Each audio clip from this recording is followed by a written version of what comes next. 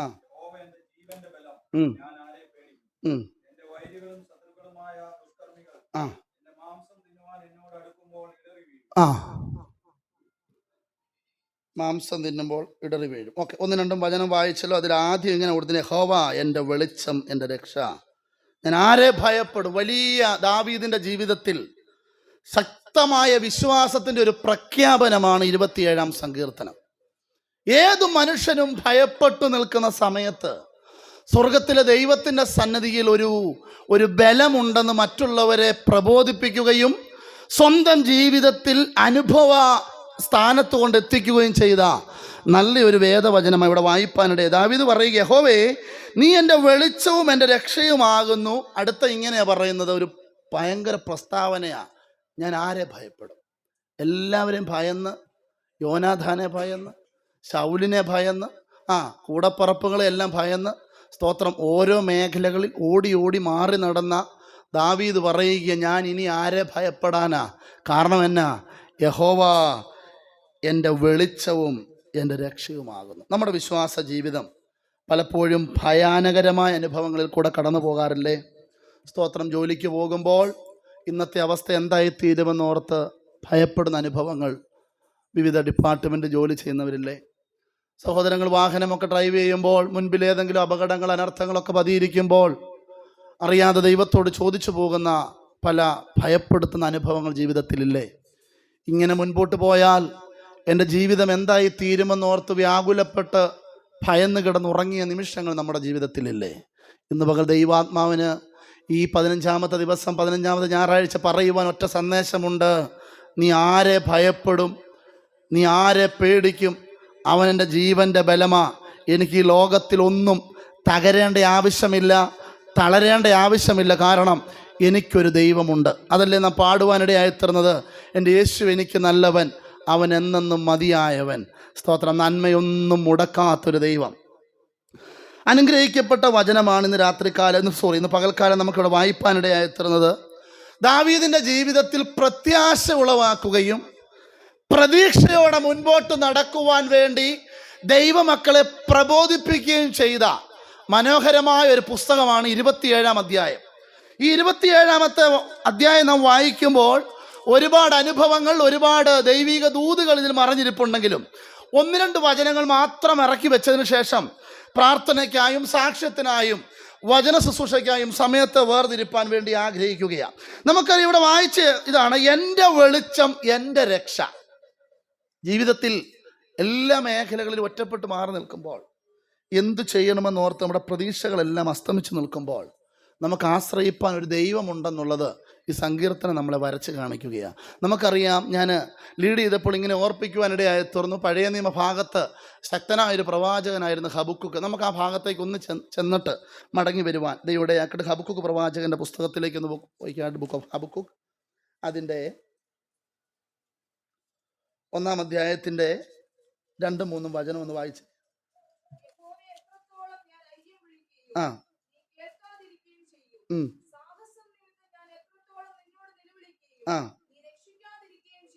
ഇവിടെ നാം വായിച്ച വേദഭാഗം ദൈവത്തോട് നിലവിളിക്കുന്ന ഭക്തനായ ഒരു മനുഷ്യനെയാണ് കാണുന്നത്. ഈ സങ്കീർത്തനത്തിലും കാണുന്നത് ഒരുപാട് സമയങ്ങളിൽ നിലവിളിച്ചതിന് ശേഷം ഇതിനപ്പുറം എനിക്കൊരു മറുപടി ഉണ്ടെന്ന് മനസ്സിലാക്കി കഴിഞ്ഞപ്പോൾ ദാവീദ് പറയുക, എനിക്ക് ഈ ഭൂമിയിൽ ഭയമില്ല. അതേ അനുഭവമാണ് ഹബക്കുക്ക് പ്രവാചകന്റെ ജീവിതത്തിൽ ഒരുപാട് അയ്യം വിളിച്ചു, ഒരുപാട് കരഞ്ഞു, ഒരുപാട് നിലവിളിച്ചു. ഇനി എന്ത് ചെയ്യുമെന്നോർത്ത് വ്യാകുലപ്പെട്ട് നിന്ന സമയത്താണ് സ്വർഗത്തിലെ ദൈവം അവൻ്റെ ജീവിതത്തിലേക്ക് ഇറങ്ങി വരുവാനിടയായി തീർന്നത്.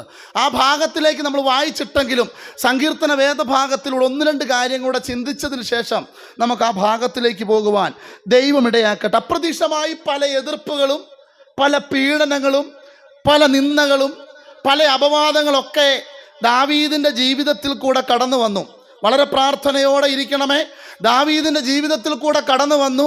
മുൻപോട്ട് ഒരു സ്റ്റെപ്പ് പോലും വെക്കാൻ പറ്റാത്ത വിധം എതിർപ്പുകൾ കടന്നു വന്നപ്പോഴും ദാവീദിന്റെ ഉള്ളിൻ്റെ ഉൾത്തടങ്ങളിൽ വിശ്വാസത്തിൻ്റെ ഒരു പ്രതീക്ഷ ഉണരുകയാ. എനിക്ക് ഭയപ്പെടേണ്ട ആവശ്യമില്ല, കാരണം എനിക്കൊരു ദൈവമുണ്ട്. ഇന്ന് പകൽ കരങ്ങൾ ഉയർത്തി പറഞ്ഞേ, എനിക്കൊരു ദൈവമുണ്ട്, എനിക്ക് ആരെയും ഭയപ്പെടേണ്ട ആവശ്യമില്ല. കാരണം എന്നാണെന്നറിയാമോ? ഞാൻ ഇരുൾ നിറഞ്ഞ അനുഭവങ്ങളിൽ കടന്നു പോകുമ്പോൾ എനിക്ക് വെളിച്ചം പകരുന്ന നല്ലൊരു കർത്താവിനെയാ ഇന്ന് പകൽ ആരാധിക്കുന്നതെന്ന് നമുക്ക് ഉറപ്പ് വേണം കേട്ടോ. എല്ലാ ആഴ്ചയും വചനം കേൾക്കുന്നു, വചനം കേട്ട് നാം അടങ്ങുന്നു, സന്തോഷത്തോടെ പോകുന്നു. ഇന്നത്തെ ആരാധന വലിയ കുഴപ്പമൊന്നും ഇല്ലായിരുന്നു. പക്ഷെ ഓർത്തോണം, ഒരാഴ്ച മുൻപോട്ട് ജീവിക്കുമ്പോൾ നിരാശപ്പെടുത്തുന്ന, വേദനപ്പെടുത്തുന്ന, അസ്വസ്ഥതപ്പെടുത്തുന്ന അനുഭവങ്ങളൊക്കെ വരുമ്പോൾ എങ്ങനെയാണ് അതിനെ തരണം ചെയ്യാൻ കഴിയുന്നെന്നുള്ളത് ഈ വചനം നമ്മളെ പഠിപ്പിക്കുകയാണ്. ഈ BC 606 ജീവിച്ച ഒരു ഭക്തനായ മനുഷ്യനായിരുന്നു ഹബക്കൂക്ക്. കർത്താവിനേക്കാൾ മുന്നമേ, യേശുവിനേക്കാൾ മുന്നമേ ജീവിച്ചിരുന്ന ഒരു പ്രാർത്ഥനാ മനുഷ്യനായിരുന്നു ഹബക്കൂക്ക്. ചരിത്രം നന്നായി പറയുന്നുണ്ട്. നമുക്കറിയാം, 12 ഗോത്രങ്ങൾ കാലത്ത് 10 ഗോത്രങ്ങൾ ഇസ്രയേലും 2 ഗോത്രങ്ങൾ യഹൂദ പശ്ചാത്തലങ്ങളിൽ കൂടെ മുൻപോട്ട് പോകുന്ന സമയത്താണ് ഹബക്കൂക്ക് പ്രവാചകൻ ഈ പുസ്തകം എഴുതുവാൻ വേണ്ടി തുനിയുവാനിടയായി തീർന്നത്. ഇസ്രയേൽ 12 ഗോത്രങ്ങളുള്ളതിൽ ഈ 10 ഗോത്രങ്ങൾ 3 രാജാക്കന്മാരുടെ ഭരണ കീഴിൽ കൂടെയാണ് കടന്നു പോയത്. ശലോമോനും ദാവീദും, അതുപോലെ ശലോമോനും ദാവീദും ശൗലുമുള്ള ഈ 3 കാലഘട്ടങ്ങളിൽ കൂടെയാണ് ഈ ഭരണങ്ങൾ കടന്നു പോയത്. ആ സമയത്താണ് ഹബക്കൂക്ക് പ്രവാചകനെ സർവശക്തനായ ദൈവം എഴുന്നേൽപ്പിക്കാൻ തുടങ്ങുന്നത്. ഓർത്തോണം, ജീവിതത്തിൻ്റെ പല ഭരണകൂടങ്ങൾ മാറി മറിഞ്ഞു വന്ന സമയത്ത് ഏകദേശം 606 കാലഘട്ടങ്ങളിൽ കർത്താവിനേക്കാൾ മുന്നമേ പുസ്തകം എഴുതുവാൻ, പ്രവചനം എഴുതുവാൻ സർവശക്തനായ ദൈവം ആത്മാവിൽ വേർതിരിച്ച ഭക്തനായൊരു പ്രവാചകനായിരുന്നു ഹബക്കൂക്ക് പ്രവാചകൻ്റെ പുസ്തകം. നാം അത് പഠിക്കുമ്പോൾ നമുക്കറിയാം, ആദ്യം ശൗൽ ദേശം ഭരിച്ചു, 10 ഗോത്രങ്ങളെ ശൗല് ഭരിച്ചു. രണ്ടാമത് ദാവീദ് ഭരിക്കുവാൻ തുടങ്ങി. മൂന്നാമത് ദാവീദിന്റെ മകൻ ശലോമോൻ അത് ഭരിക്കുവാൻ വേണ്ടി എഴുന്നേറ്റു. 3 പേരുടെയും കാലഘട്ടങ്ങൾ വ്യത്യസ്തമായിരുന്നു.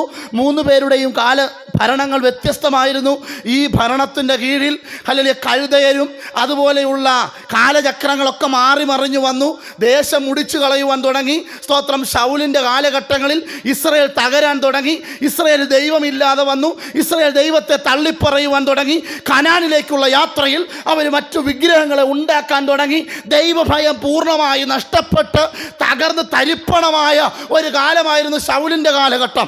ആ കാലഘട്ടം കഴിഞ്ഞപ്പോൾ പ്രാർത്ഥനാ മനുഷ്യനായ ദാവീദ് എഴുന്നേൽക്കുവാൻ തുടങ്ങിയത്.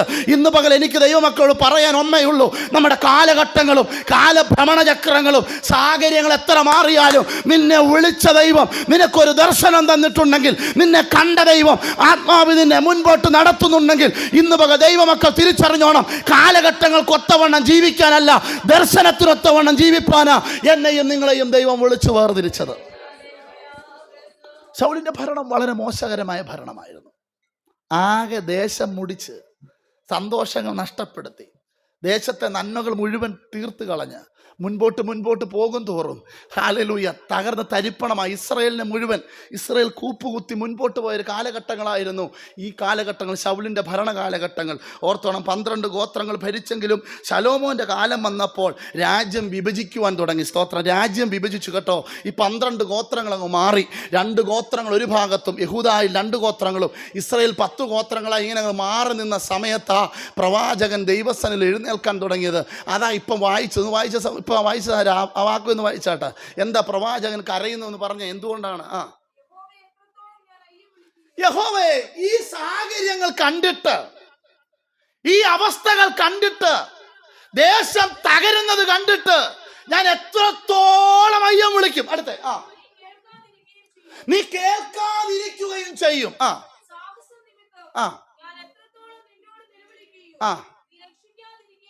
ഓർത്ത് നോക്കണേ, ദേശം ഗോത്രങ്ങൾ തകർന്നുകൊണ്ടിരിക്കുന്നത് കണ്ടപ്പോൾ, ഇസ്രായേൽ ജനതകൾ കൂപ്പുകുത്തുന്നത് കണ്ടപ്പോൾ, അവരുടെ കനാനിലേക്കുള്ള അവരുടെ ജീവിത ചര്യകളിൽ ദൈവത്തോട് പിറുപിറുക്കുന്നത് കണ്ടപ്പോൾ ഭക്തനായ മനുഷ്യൻ ദൈവത്തോട് ചോദിക്കുകയാ, ഞാൻ എത്രത്തോളം ഞാൻ അയ്യം വിളിക്കും?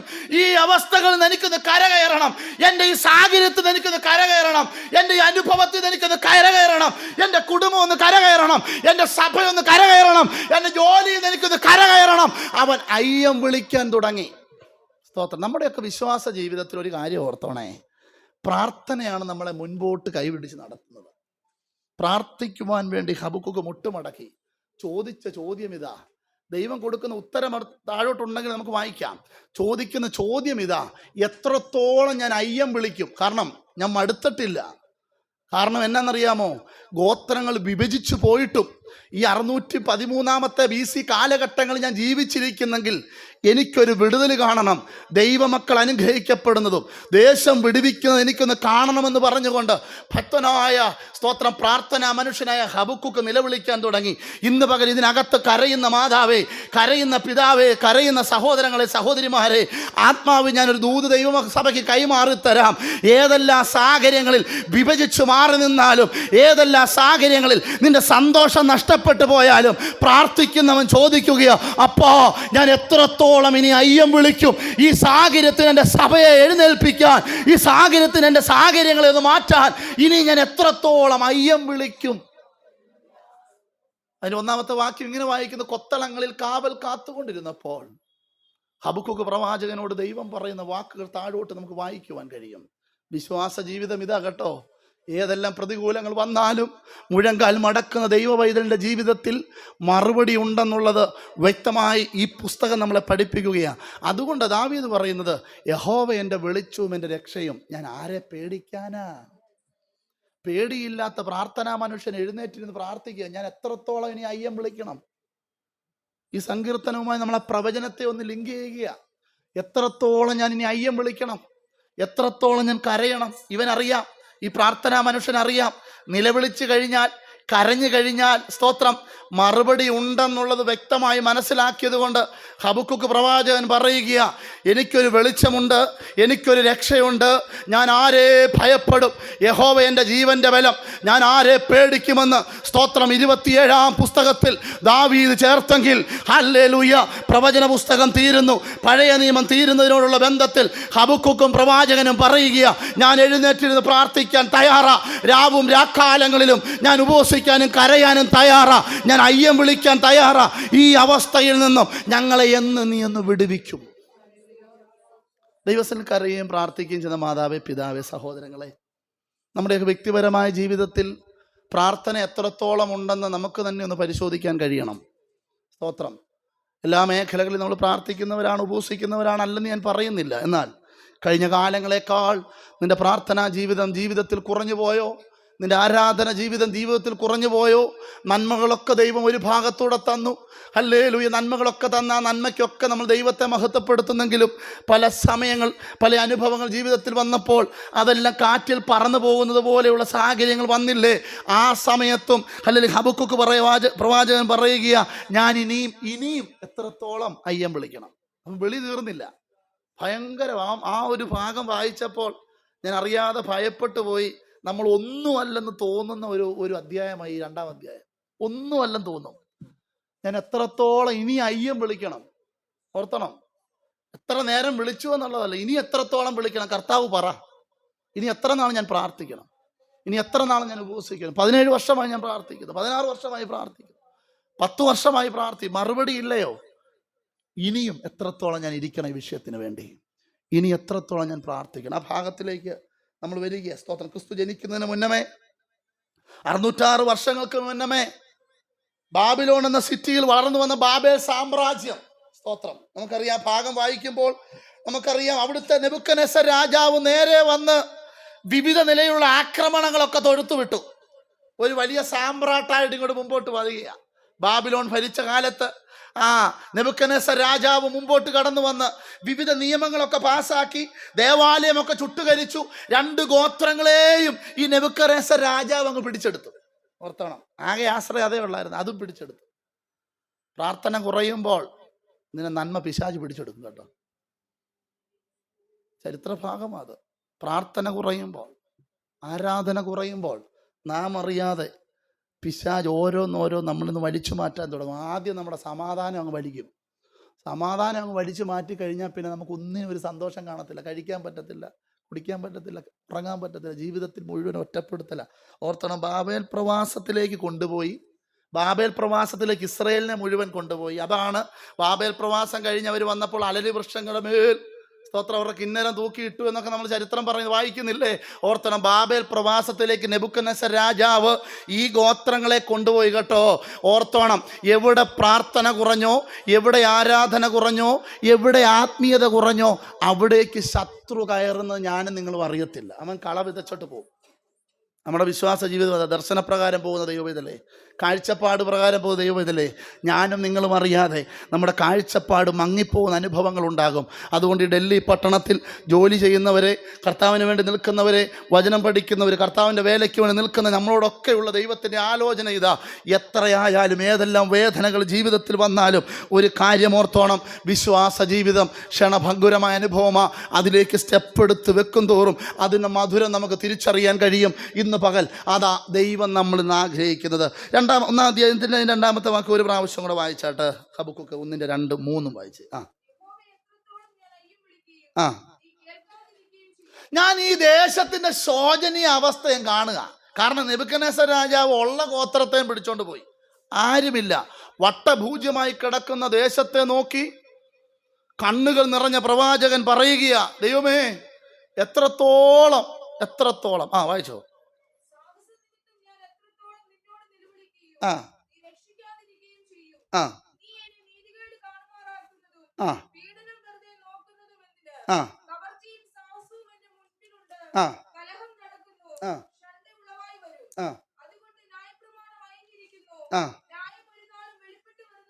ആ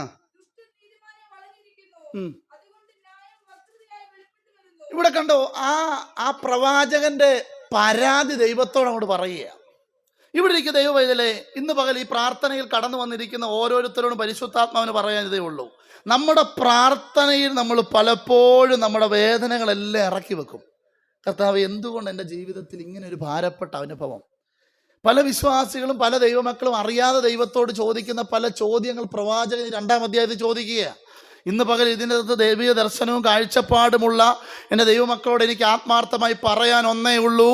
ദൈവസന്നിധിയിൽ നീ കീഴ്പ്പെട്ട് ഉപവസിച്ച് പ്രാർത്ഥിച്ച് സമർപ്പണത്തോടെ പോയാൽ ദേശത്തിൻ്റെ അവസ്ഥകൾക്ക് ഭേദം വരുത്താൻ ദൈവം വിശ്വസ്തനാണെന്നുള്ളത് വ്യക്തമായി പഠിപ്പിക്കുക. ദേശത്തിൻ്റെ ശോചനീയ അവസ്ഥ കണ്ട് ഒറ്റ ചോദ്യമാ, മടുത്തു, ഇനിയും ഞാൻ എത്രത്തോളം അയ്യം വിളിക്കണം? താഴോട്ടുള്ള ഭാഗങ്ങൾ വായിക്കുക. ശത്രുക്കൾ പ്രബലപ്പെടുകയാ, ദേശം തകർന്നുകൊണ്ടിരിക്കുകയാ, അവിടുത്തെ ഫലങ്ങളെല്ലാം തീർന്നു പോയിക്കൊണ്ടിരിക്കുകയാ, മുൻപോട്ട് പോകാൻ പറ്റാത്ത വിധം മാനസികമായി വേദനപ്പെടുത്തുന്ന അനുഭവങ്ങൾ നെബൂഖദ്നേസർ രാജാവിൽ നിന്നും സ്തോത്ര പ്രവാസത്തിലേക്ക് പോയവരിൽ നിന്നും സംഭവിക്കുകയാ. എന്നാൽ പ്രവാചകനായ ഞാൻ എന്ത് ചെയ്യണമെന്നറിയാമോ? ഞാൻ ദൈവത്തിന് കരയാൻ തയ്യാറാകണം. അത്രയേ ഉള്ളൂ.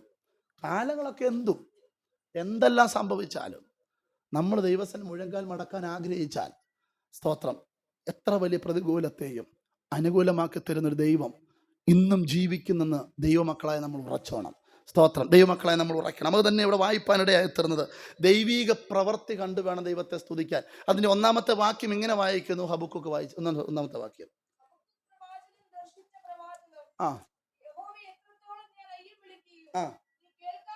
അതിന് 2-ാം അധ്യായം 1-ാമത്തെ വാക്യം ഒന്ന് വായിച്ചു. ദൃഷ്ടി വെക്കുന്ന ഒരു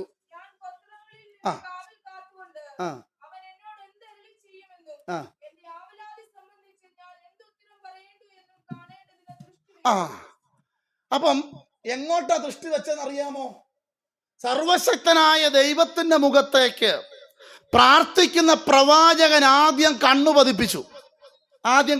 കഴിഞ്ഞ വെള്ളിയാഴ്ച ഈ ദൈവത്തെ നോക്കുന്നതുമായി ബന്ധപ്പെട്ട് 1-2 കാര്യങ്ങൾ പറഞ്ഞു.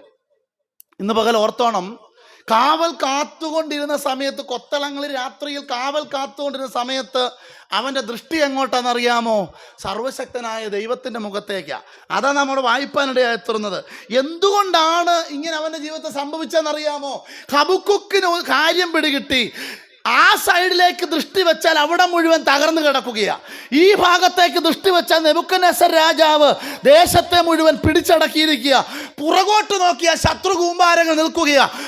ഹബക്കൂക്കിന് ഒരു കാര്യം പിടികിട്ടി, എൻ്റെ ദൃഷ്ടി ഇനി സ്വർഗത്തിലെ മുഖത്തേക്ക് പോകണം. ഇന്ന് പകൽ പ്രാർത്ഥനയ്ക്ക് വേണ്ടി ദൃഷ്ടി പതിപ്പിക്കുന്ന ദൈവപൈതലേ, പ്രാർത്ഥിക്കുവാൻ വേണ്ടി ദൃഷ്ടി പതിപ്പിക്കുന്ന, നിന്റെ ദർശനത്തിന് നേരെ ദൃഷ്ടി പതിപ്പിക്കുന്ന, നിന്റെ കാഴ്ചപ്പാടിന് നേരെ ദൃഷ്ടി പതിപ്പിക്കുന്ന അനുഭവങ്ങൾ ജീവിതത്തിൽ വരുമ്പോൾ പരിശുദ്ധാത്മാവ് പറയുകയോ, ഞാൻ ദേശത്തിന്റെ അവസ്ഥകൾക്ക് മാറ്റം വരുത്തും. വിശ്വസിക്കാൻ പറ്റുമോ നമുക്ക്? നമ്മുടെ ദൃഷ്ടി കർത്താവിനെങ്കിലേക്ക് നോക്കി. ഇവിടെ ദൃഷ്ടി അങ്ങോട്ട് പതിപ്പിക്കാൻ തുടങ്ങിയപ്പോൾ സാഹചര്യം മാറാൻ തുടങ്ങി. ഇവിടെ ദൃഷ്ടി അങ്ങോട്ട് വെക്കാൻ തുടങ്ങിയപ്പോൾ സ്തോത്രം. നമുക്കറിയാം, നമ്മൾ എപ്പം ദൃഷ്ടി വെക്കാനാ? രാവിലെ എഴുന്നേൽക്കുന്നു, എന്തെങ്കിലും കടിച്ചുകൊണ്ട് നമ്മൾ എന്ത് ചെയ്യുന്നു? ജോലിക്ക് പോകുന്നു, വൈകിട്ട് ലേറ്റായിട്ട് കടന്നു വരുന്നു, ദൈവത്തിൽ പ്രാർത്ഥിക്കുന്നു, കിടന്നുറങ്ങുന്നു. ഇതിനിടയിൽ എപ്പോഴാ ദൃഷ്ടി വെക്കാൻ സമയം? അത്രത്തോളം നമ്മൾ ടയേർഡല്ലേ? പക്ഷേ രാത്രി കാലങ്ങളിൽ കൊത്തളങ്ങളിൽ കാവൽ കാത്തുകൊണ്ടിരുന്നപ്പോൾ ഹബക്കൂക്ക് പറയുകയാ, എനിക്കൊന്നേ ഉള്ളൂ, നിന്റെ മേൽ എനിക്ക് ദൃഷ്ടി വെക്കണം. നമ്മൾ ഈ തിരക്ക് പിടിച്ച ജീവിത സാഹചര്യങ്ങളുടെ നടുവിൽ അതിരാവിലെ ജോലിക്ക് പോകുന്നു, അർദ്ധരാത്രി ലേറ്റായി കടന്നു വരുന്നു, ആ ക്ഷീണത്തിൻ്റെ അനുഭവങ്ങളിൽ കിടക്കുമ്പോൾ കർത്താവേ, ഞാൻ എപ്പം ദൃഷ്ടി വെക്കാനാ? ഇന്നലകളിൽ വെച്ചതിൻ്റെ അനുഭവങ്ങൾ കൊണ്ട്, ഇന്നലകളിൽ കണ്ട ആ എക്സ്പീരിയൻസ് കൊണ്ട് മുൻപോട്ട് പോവുകയാണ്. പുതുതായിട്ട് 2025 ഈ 6-ാം മാസം വരെ ആത്മാർത്ഥതയോടെ ഒന്ന് ദൃഷ്ടി വെക്കാൻ പറ്റിയില്ലല്ലോ. ഞാൻ ഈ ദൈവസഭയിൽ ഇപ്പം നമുക്ക് ഉപവാസം നടന്നിട്ട് ഇപ്പം എത്ര മാസമായി? ഞാൻ പലപ്പോഴും ആഗ്രഹിച്ചിട്ടുണ്ട്, ദൈവം സഭയിൽ ഉപവാസം വെക്കാൻ സാഹചര്യമില്ലെങ്കിൽ ഏതെങ്കിലും വീട്ടുകാരെങ്കിലും ഇന്നൊരു ദിവസം ഉപവാസം, അല്ലെങ്കിൽ പാസ്റ്റർ ഇന്ന് ഞങ്ങൾ കുടുംബമായിട്ട് ഉപവസിക്കാൻ ആഗ്രഹിക്കുന്നു, വെള്ളിയാഴ്ച അല്ലെങ്കിൽ ബുധനാഴ്ച അല്ലെങ്കിൽ വ്യാഴാഴ്ച വീട്ടിൽ നമുക്കൊരു പ്രാർത്ഥന. ഇവിടെ വെച്ചാൽ മാത്രമേ സാന്നിധ്യം ഇറങ്ങത്തുള്ളൂ. ഇവിടെ ഗസ്റ്റിനെ വിളിച്ച് പ്രസംഗിച്ചാലേ ആത്മാവ് വെളിപ്പെടത്തുള്ളൂ. നമ്മുടെയൊക്കെ വീടുകളിൽ എന്താ ഫാസ്റ്റിംഗ് പ്രയർ വെക്കാത്തേ? എല്ലാ അനുഭവ സമ്പത്തുള്ളവരല്ലേ ഇതിനകത്തിരിക്കും. പുതുതായി വിശ്വാസ ജീവിതത്തിൽ വന്ന് ആരും തന്നെ ഇല്ല. ഇന്നലെ രക്ഷിക്കപ്പെട്ടവരെല്ലാവരും ഒരു 7-8 വർഷം പുറകിലേക്കുള്ളവരല്ലേ. നമ്മുടെ വീട്ടിലൊക്കെ ഒരു പ്രാർത്ഥന വെച്ചിട്ട് എത്ര നാളായി? ഉപവാസ പ്രാർത്ഥനയുടെ കാര്യമാണ് ഞാൻ പറയുന്നത്. കോട്ടേജ് മീറ്റിംഗ് അത് റെഗുലറായിട്ട് നടത്തിയില്ലെങ്കിലും പാസ്റ്റർ അനൗൺസ് ചെയ്യുന്നത് കൊണ്ട് വെച്ചേ പറ്റൂ. വരുന്നു, കാന കഴിക്കുന്നു, വിട്ടു പോകുന്നു, കൊള്ളാം, ഇന്നത്തെ ഫുഡ് കൊള്ളായിരുന്നു. അതങ്ങനെ അങ്ങ് മാറിയേക്കുക ഇപ്പം. അങ്ങനെ അങ്ങ് പോയേക്കുക. ഞാൻ ചോദിക്കുക, വളരെ ആത്മാർത്ഥ, നമ്മുടെ കുഞ്ഞുങ്ങളെയൊക്കെ ഒരുമിച്ച്, ഞാൻ കഴിഞ്ഞ വെള്ളിയാഴ്ച ഇവിടെ പറഞ്ഞല്ലോ, നമ്മുടെ ഭാര്യയ്ക്ക് ലീവുള്ളപ്പോൾ, ഭർത്താവിന് ലീവുള്ളപ്പോൾ ഒന്നിച്ചൊക്കെ വീട്ടിൽ ഒരു ഉപവാസ പ്രാർത്ഥന വെച്ചാൽ എന്താ വിടുതലായിരിക്കും എന്നറിയോ? ആർക്കും ഒന്നും കൊടുക്കണ്ട, ഉപവാസ പ്രാർത്ഥനയല്ല, വാസനം കൊടുക്കണ്ട, വിശ്വാസികളും കൊടുക്കണ്ട, വലിയ വിടുതലായിരിക്കും അത്. ഇവിടെ കണ്ടോ, ദേശം മൊത്തം തകരുക. ഞാൻ ആ ഭാഗം എനിക്ക് എങ്ങനെ എക്സ്പ്ലെയിൻ ചെയ്യണമെന്ന് അറിയത്തില്ല. ദേശം മൊത്തം തകർന്നു. 12 ഗോത്രങ്ങൾ രണ്ടായിട്ട് കീറിയതിനെ കുറച്ച് നെബൂഖദ്നേസറും കൊണ്ടുപോയി, കുറച്ച് പ്രവാസത്തിലേക്കും പോയി. തകർന്ന് തരിപ്പണമായി കിടക്കുമ്പോൾ ഹബക്കൂക്ക് പറയുകയാ, ഇനി എൻ്റെ ജീവിതത്തിൽ ഞാൻ പ്രാർത്ഥിക്കാതിരുന്നാൽ ഒക്കത്തില്ല, ഞാൻ ദൃഷ്ടി വെക്കാൻ പോവാം. നമ്മുടെ സഭ ദൃഷ്ടി വെച്ചേ പറ്റൂ കേട്ടോ. പല കുടുംബങ്ങളിൽ ഇന്നലകളിലെ അവസ്ഥകളിലേക്ക് നോക്കിയേ. ആത്മീയത്തിൽ ക്ഷീണിച്ചതല്ലാതെ വളർന്നിട്ടുണ്ടോ? മുൻനിരയിലിരിക്കുന്ന കൊച്ചു കുഞ്ഞുങ്ങൾ പിൻനിരയിലിരിക്കുന്ന പിള്ളേർ, ഈ കുഞ്ഞുങ്ങളൊന്നും കൈയടിക്കുന്നവരല്ല. ഞാൻ ഒത്തിരി പ്രാവശ്യം പറഞ്ഞു ഇവരോടൊന്ന് കൈയടിക്കാൻ. എവിടെ? മാതാപിതാക്കളെ മാറ്റങ്ങൾ നമുക്ക് സംഭവിക്കണം കേട്ടോ. നമ്മുടെ കുഞ്ഞുങ്ങളൊക്കെ കരങ്ങളടിച്ച് ദൈവത്തെ മഹത്വപ്പെടുത്തണം. അപ്പോൾ ആസൻ രണ്ടെണ്ണമുണ്ടല്ലോ ഞങ്ങൾ കാണുന്ന, നിങ്ങളത് നോക്കിയിരുന്നു. നമ്മുടെ വിശ്വാസത്തിൽ മാറ്റം സംഭവിക്കണം. തകർന്ന് തരിപ്പണമായിരിക്കുന്ന ദേശത്തെ നോക്കിക്കൊണ്ട് കൊത്തളങ്ങളിൽ കാവൽ കാത്തുകൊണ്ടിരിക്കുക. ഏത് സമയം എൻ്റെ ദൃഷ്ടി പ്രാണനാഥൻ്റെ മുഖത്തേക്കാ. ആ ഭാഗം വായിക്കുമ്പോൾ വളരെ ഞെട്ടിപ്പോവും. കൊത്തളങ്ങളിൽ കാവൽ കാത്തുകൊണ്ടിരുന്നപ്പോൾ അവൻ്റെ ദൃഷ്ടി മുകളിലോട്ടങ്ങോട്ട് ചെന്നു. ഇവിടെ ഇരിക്കുന്ന ഓരോ ദൈവമക്കളോട് ഞാൻ പറയാം, നിൻ്റെ കുടുംബത്തിൻ്റെ ദൃഷ്ടി ആത്മാർത്ഥമായി മുകളിൽ ചെന്നാൽ ഇവരുടെ കാര്യം കർത്താവ് നോക്കും. കരങ്ങൾ ഉയർത്തി കർത്താവിനെ സ്തോത്രം ചെയ്തേ.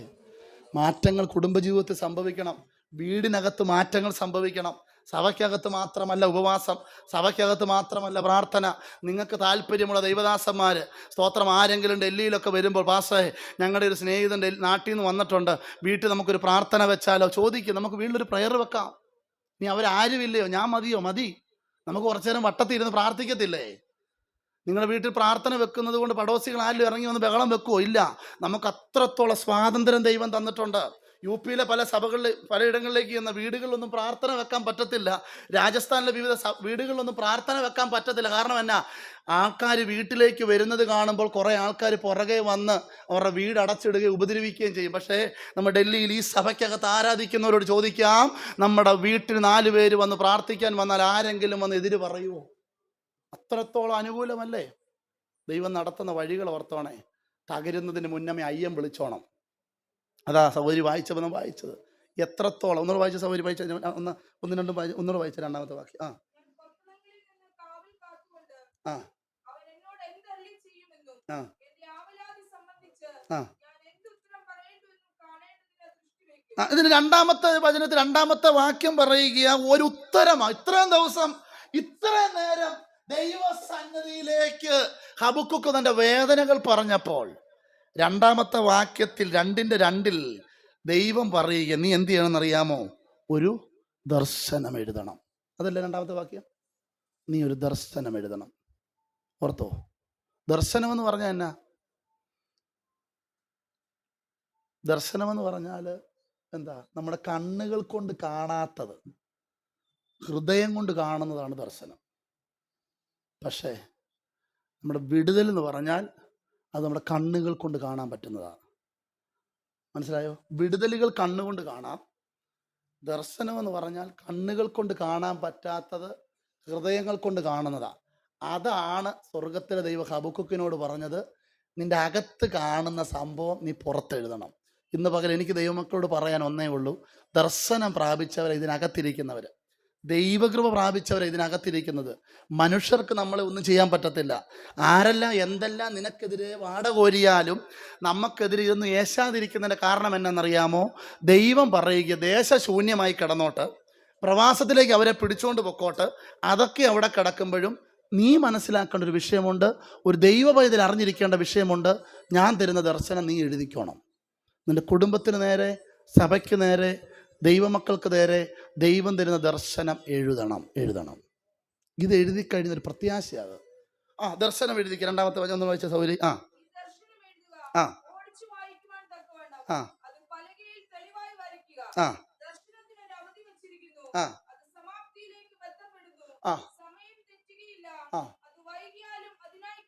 കണ്ടോ? ഇവിടെ ആദ്യം കൊത്തളങ്ങളിൽ ഇവൻ കാവൽ കാത്തുകൊണ്ടിരുന്നപ്പോൾ ഒറ്റ ചോദ്യമാ, യഹോവേ കർത്താവേ, ഞാൻ ഇനി എത്രത്തോളം അയ്യം വിളിക്കും? എത്രത്തോളം ഇനി ഞാൻ പ്രാർത്ഥിക്കണം? എത്രത്തോളം ഇനി ഞാൻ ഉപവസിക്കണം? എത്രത്തോളം ഇനി ഞാൻ നിൽക്കണം? എത്രത്തോളം ഞാൻ ആരാധനയ്ക്ക് പോകണം? എത്രത്തോളം എൻ്റെ മക്കളെ അനുസരണത്തിൽ വളർത്തണം? എത്രത്തോളം ഞാൻ ദൈവകൃപയിൽ പോകണം എന്ന് ചോദിച്ച ഹബക്കുക്കിനോട് ദൈവം പറയുക, നിനക്ക് ഞാനൊരു ദർശനമുണ്ട്, അത് വന്നുകൊണ്ടിരിക്കുകയാ. മറ്റുള്ളവർ കാണത്തക്ക നിലയിൽ നിന്റെ ദർശനം പുറത്തു വരും. അകത്ത് കിടക്കുകയല്ല. പക്ഷെ എനിക്കൊരു ദർശനമുണ്ട്, ആരും കാണുന്നില്ലല്ലോ, അകത്ത് കിടക്കുന്നതല്ലേ. എനിക്ക് ദർശനമുണ്ട്. ഈ ദർശനം പുറത്തു വരുന്ന വിടുതൽ, അകത്ത് കിടക്കുന്ന അല്ല വിടുതൽ, അത് പുറത്തു വരണം. ദർശനം പുറത്തു വരണമെന്നേ. വാക്തത്വം പുറത്തു വീഴണം. ഇന്നലകളിൽ വർഷങ്ങൾക്ക് 10-30 വർഷം മുമ്പ് ദർശനം കിട്ടിയതാ. 10-30 വർഷം മുമ്പ് വാക്തത്വം കിട്ടി. ഇപ്പോഴും രക്തത്താഴ്ചയം പറഞ്ഞ് പോയിട്ട് വലിയ അർത്ഥമൊന്നുമില്ല. ഇന്നലകളിൽ നീ പ്രാപിച്ച ദർശനം, ഇന്നലകളിൽ പ്രാപിച്ച വാക്തത്വം, അതൊരു കോഴി മുട്ട പൊട്ടി തോട് പൊട്ടി പുറത്തേക്ക് വരുന്നത് പോലെ നിന്റെ ദർശനം പുറത്തു വരണം. അതാ പ്രത്യാശ. അതുകൊണ്ട് ഹബക്കുക്കിനോട് പറയുക, കുഞ്ഞെ, നീ ഇന്നലകളിൽ രാത്രി മുഴുവൻ നീ കരഞ്ഞ് തകർന്നവനല്ലേ? ഇന്നലകളിൽ തകർന്ന് കരഞ്ഞ് നിന്റെ കണ്ണുനീരും കണ്ണുകളെല്ലാം ഉടഞ്ഞതല്ലേ? എനിക്ക് ഇനി നിന്നോട് പറയാനുള്ളത്, ഇനി നീ കരയണ്ട. കാരണം നിനക്കൊരു ദർശനം ഞാൻ തരാൻ പോവാ. ഇന്ന് പകൽ ഇതിനകത്ത് പ്രാർത്ഥിക്കുക ദൈവമക്കളോട്, ഉപവസിക്കുക ദൈവമക്കളോട്, വ്യക്തിപരമായി ദൈവവേലയ്ക്ക് നിൽക്കുന്ന ദൈവമക്കളോട്. ദൈവസ്ഥലം എനിക്ക് പറയാൻ ഒന്നേ പറയാനുള്ളൂ. ദൈവം ദർശനം തന്നാൽ ഓടിച്ചു വായിക്കത്തക്ക നിലയിൽ, അങ്ങനല്ലേ സൗകര്യം എഴുതിയേക്കുന്നേ, ഓടിച്ചു വായിക്കത്തക്ക നിലയിൽ. സ്തോത്രം. ഞങ്ങൾ ഈ കാനവച്ചൻ സാറ് പഠിപ്പിച്ചുകൊണ്ടിരുന്ന സമയത്ത് ഇങ്ങനെ ഓടിച്ചു വായിക്കത്തക്ക നിലയിൽ. അപ്പോൾ ഈ കുരുട്ട് ചോദ്യങ്ങളൊക്കെ ചോദിക്കുന്ന സ്റ്റുഡൻസ് ഒക്കെ ഉണ്ടോ?